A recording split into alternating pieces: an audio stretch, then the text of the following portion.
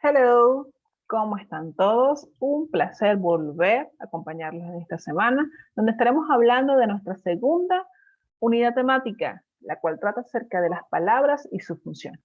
Por supuesto, venimos de hacer una investigación, una profundización en la temática de la interpretación de textos. Como ya lo saben, inicialmente trabajamos con palabras, porque es uno de los detalles más importantes acerca de nuestra unidad. Estamos enfocándonos hacia el desarrollo de competencias para la comprensión lectora de textos en inglés. Por lo tanto, debemos prestar atención desde el inicio a palabras simples para que luego podamos trabajar automáticamente con oraciones, con textos complejos y completos. Por lo tanto, iniciamos hoy con las palabras y su función. Mi nombre es Annelies Milano y, por supuesto, soy su docente en esta unidad. Como ya lo había mencionado, los textos están compuestos primeramente de letras. Uno de los beneficios entre el inglés y el español es que tenemos el mismo alfabeto, con algunas pequeñas diferencias como el uso de la ñ. Sin embargo, poseemos este gran beneficio, es decir, podemos reconocer rápidamente cuál es la constitución de cada una de las letras. Luego tenemos sílabas. A diferencia del inglés y el español, hay ciertas combinaciones que no poseemos nosotros en nuestro idioma materno. Por lo tanto, las sílabas entonces empiezan a ser el primer reto al que nos vamos a encontrar.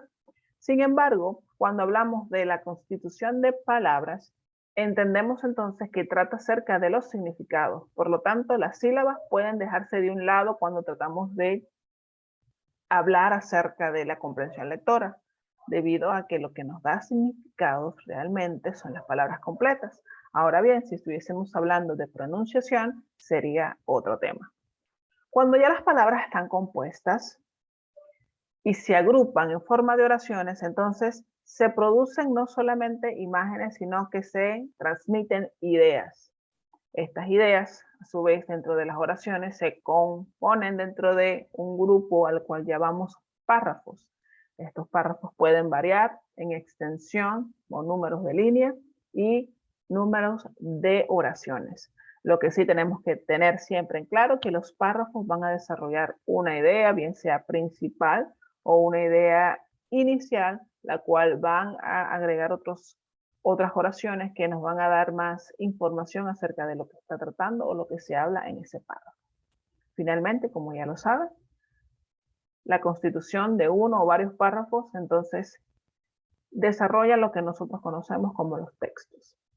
Es algo completo, producido, editado, pensado completamente para llevar una información. Ahora bien, observa el siguiente párrafo. The term engineering is derived from the word engineer, which itself dates back to the 14th century when an engineer, literally one who builds or operates a sig engine, referred to a constructor of military engines. Como pueden observar en este pequeño párrafo, es la introducción acerca de dónde proviene el término engineering o ingeniería. Justamente tenemos presentado entonces algunas palabras en negrita. Estas son unas pistas que nos dicen cuál es la función o la categoría gramatical de estas palabras. Esto es importante reconocerlo porque al igual que en el español, la función de la palabra tiene, digamos que, una influencia en el significado al cual le vamos a dar. Por supuesto, en español es algo que nosotros podemos hacerlo de forma inconsciente una vez que lo aprendemos, pero cuando aprendemos una nueva lengua, y en este caso cuando nos estamos dedicando a la comprensión de los textos en inglés, es determinante cuando vayamos a interpretar saber qué es lo que significa cada palabra y conocer cuál es la función de la palabra dentro de la oración nos va a ayudar mucho a tomar el significado, la interpretación correcta. Tenemos que engineering es un sustantivo o un nombre, y al mismo tiempo tenemos engine, que también es un sustantivo. Tenemos used como verbo, o de como artículo, y también tenemos el artículo a. Es decir, que todas las palabras tienen cierta caracterización y esas funciones gramaticales son las que nos competen en nuestra unidad esta semana. Cuando nos enfrentamos a un texto en inglés, y la razón por la que es importante saber y conocer acerca de las funciones gramaticales, es porque nos dan o nos ayudan a anticipar cuáles podrían ser los significados o nos pueden dar una alerta acerca de la interpretación que estamos dando podría estar incorrecta. Tenemos acá un ejemplo. Enfrentarse a un texto en inglés. Leamos el párrafo. Maria was wearing a light blue dress. She decided to go to the park next to the bank she worked in. She was feeling so blue that she was not aware she missed the park lot. Now she had to park in another place. She had been so stressed and missed her family that she could not concentrate lately. She even left her car lights on when decided to go to the restaurant instead. She sat on a bank and started to check the salad dressing, waiting for the server to take her order. Como podemos observar en este ejemplo, nos está hablando de una situación cotidiana. Tenemos un personaje, María. María está usando a light blue dress. Ahora bien, tenemos estas tres palabras en negrita y podemos observar que hay algunas coincidencias entre las palabras en el texto. Light, hablamos de her card slide. Podemos observarlo un poquito más abajo, es decir, que estas palabras podrían estar relacionadas. Ahora bien, ¿el significado lo estará? Debemos entonces profundizar un poco más acerca de ello.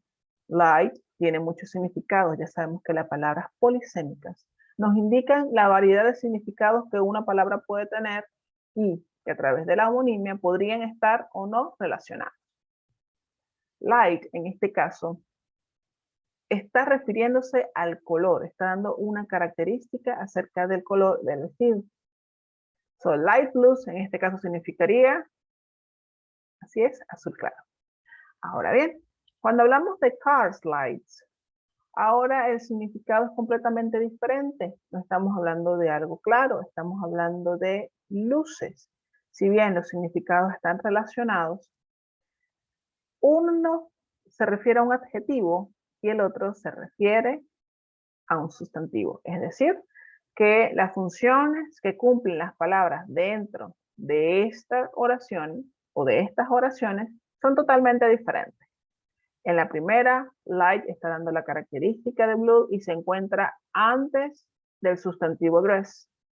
Por su parte, en car lights se refiere a las luces del automóvil, por lo tanto es un sustantivo y es la palabra principal a la que se le pueden dar características.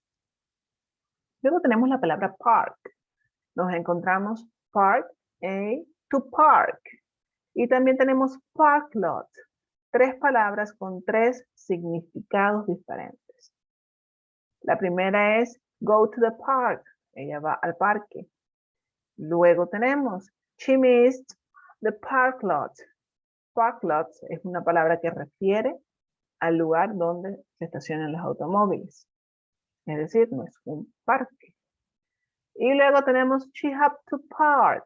Y en este caso, hablamos de estacionar.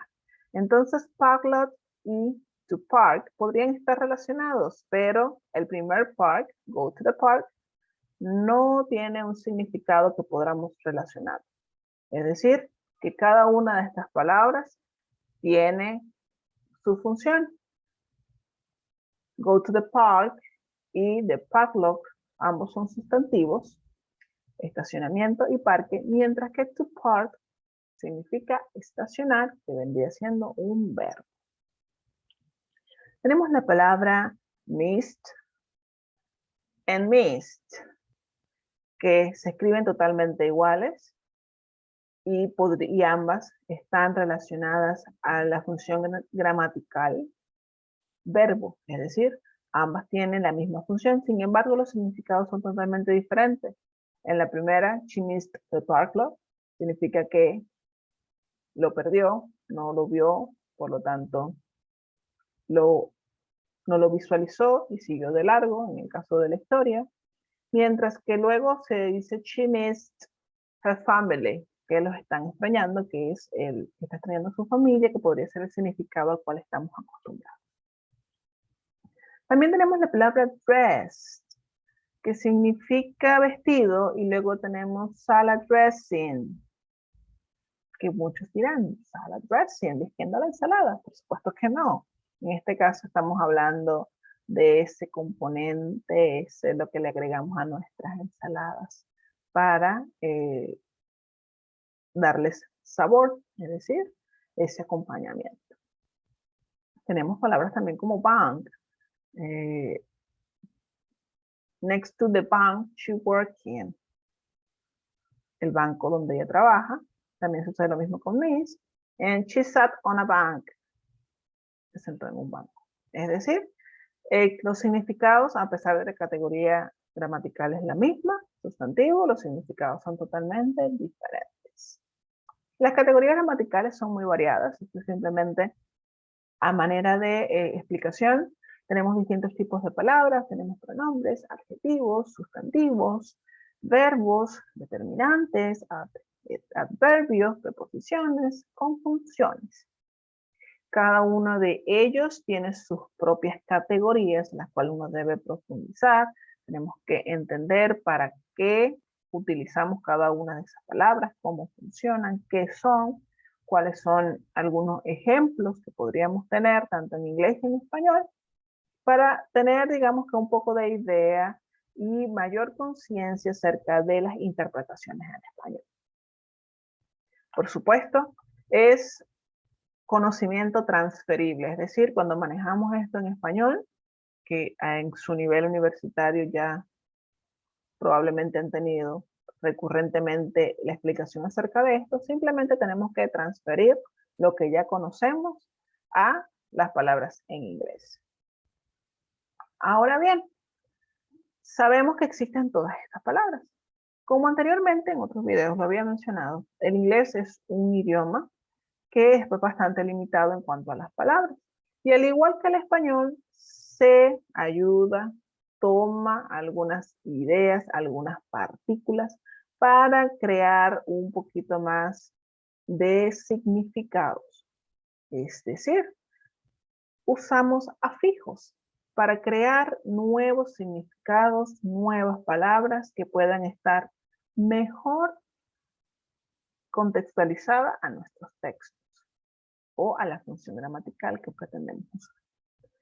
Estas reglas son características de todos los idiomas, así como nosotros en el español podemos decir casa, casita, casota, también sucede en español. Es decir, los afijos son esas pequeñas partículas que se añaden a las palabras y nos pueden cambiar esos pequeños significados que al final son muy importantes. Los prefijos, por su parte, son partículas que tienen significado añadido. De hecho, la palabra prefijo tiene un prefijo que significa anterior, que se antepone al afijo. En este caso, los prefijos pueden ser de negación, numerales, grado, tiempo, es decir, ellos tienen su significado y cuando nosotros los observamos, sabemos o tenemos una idea, nos anticipamos a cuál podría ser el significado. Como ya lo hice con el ejemplo del prefijo, sabemos que pres va con anterioridad a algo, o post, que sería después de aquello de lo que estamos hablando. Los sufijos, por su parte, no tienen significados por sí solos. Sin embargo, pueden cambiar la categoría gramatical o los significados de la palabra. Es decir, si nosotros agregamos una S a colors, no cambia la palabra. Decimos color, colores. Simplemente el significado nos indica ahora de que pasó de singular a plural. También como conocemos las reglas del pasado, cuando agregamos la partícula ed, cuando vemos el ed, no tiene un significado por sí solo, pero nos indica entonces que pasó a pasado. Tenemos acá un ejemplo con la palabra unacceptable. Tenemos un, que es un prefijo de negación, accept, que es la palabra base, y able, que es el sufijo para la creación de adjetivos. Hay que tomar en cuenta que este hable es un sufijo, no es la palabra able que nos indica que somos capaces. Podríamos decir la palabra acceptable, algo es aceptable. Cuando utilizamos el prefijo on, entonces hacemos la negación de aquello. Ahora bien, la palabra base, accept, podríamos decir to accept, aceptar, es un verbo. Y cuando agregamos esta pequeña partícula, ese verbo se transforma en un adjetivo para poder dar características acerca de los sustantivos. Observemos el ejemplo. Es el texto inicial. Tenemos tres palabras que están relacionadas. Enjoy, engineer, engineering. Las tres palabras son sustantivos y poseen nuestros amigos los sufijos. Tenemos la palabra base, que podríamos hablar acerca de engine, porque es la palabra más corta que podemos encontrar en el diccionario. Es un sustantivo y significa máquina. También podría significar ingenio, también podría significar motor, de acuerdo al contexto. Hablamos de polisemia. Ahora bien, cuando agregamos el sufijo ear, en este caso, nos indica que estamos dando la característica de una profesión o alguien que se dedica a hacer a lo que se refiere. En este caso hablaríamos de un ingeniero o ingeniera. Y luego tenemos a estas palabras otro sufijo agregado, que sería el ing, para darle la característica de sustantivo a esa acción de la creación. Sería engineering, sería ingeniería. Así que de engine pasamos a engineer, alguien que construye eso, y de engineer pasamos a engineering, que es el nombre de la acción de esas construcciones. ¿Alguna duda? Visita nuestro grupo Telegram. Ahí estaré pendiente para todas sus dudas. No olviden revisar cada uno de los materiales enviados. Hay muchísimo contenido. Hay especificaciones acerca de tanto el uso de las funciones gramaticales, de las categorías que tenemos. Justo también podrán encontrar varios ejemplos acerca de los sufijos y de los prefijos en inglés. Eso es todo por esta semana. Un placer haberlos acompañado, por supuesto. Estoy a la orden de ustedes. Me despido, un caluroso abrazo y nos vemos en otra oportunidad. Goodbye.